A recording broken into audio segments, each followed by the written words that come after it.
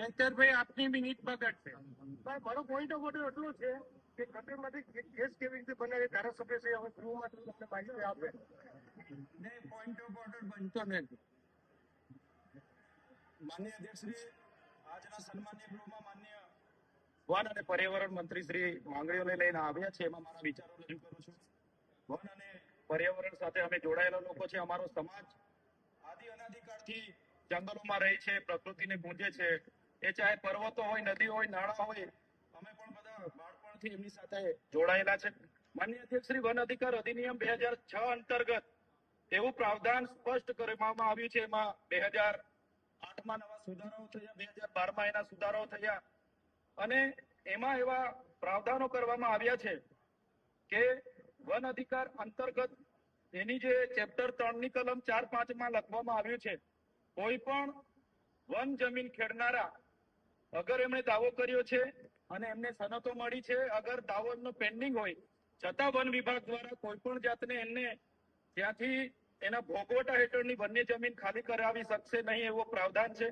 Land grabbing અધિનિયમ 2020 અંતર્ગત પણ એમાં પણ એવું પ્રાવધાન કરવામાં આવ્યું છે કે લેન્ડ ગ્રેબિંગમાંથી પણ વન અધિકાર અધિનિયમ 2006 હેઠળ કરેલા દાવા મંજૂર થયેલ હોય, અન્યથા અનિર્ણિત હોય ત્યાં સુધી વન વિભાગ દાવો કરનાર દાવેદારના ખેડાણ હેઠળની જમીન ખાલી કરવા કે હસ્તક્ષેપ કરી શકતી નથી, એવું પ્રાવધાન છે.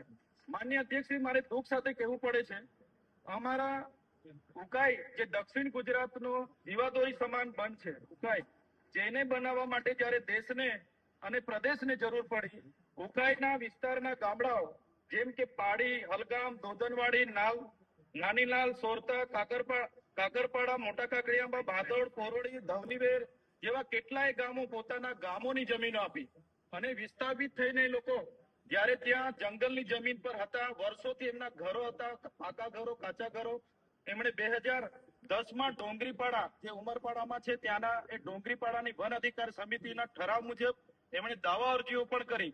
એમાં 608 દાવા અરજીઓમાંથી માન્ય અધ્યક્ષશ્રી 23 જેટલી દાવા અરજીઓ મંજૂર પણ થઈ અને બીજી પડતર પણ છે.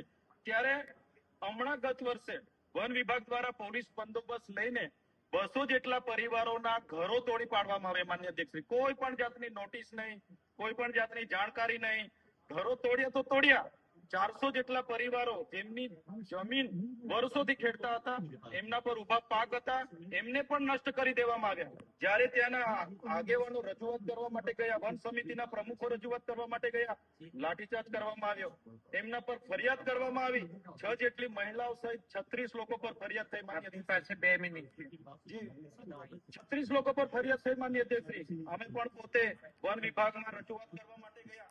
અમે પણ ત્યાં પ્રાંત કલેક્ટર અને ત્યાંના ડિવિઝનમાં પણ વાત કરી. ત્યાં રાજ્ય કક્ષાના મંત્રી કુંવરજીભાઈ હતા, એમને પણ રજૂઆત કરી. હમણાં જે તે વખતે વન મંત્રી મોડુભાઈ હતા, એમને પણ હું રૂબરૂ મળ્યો.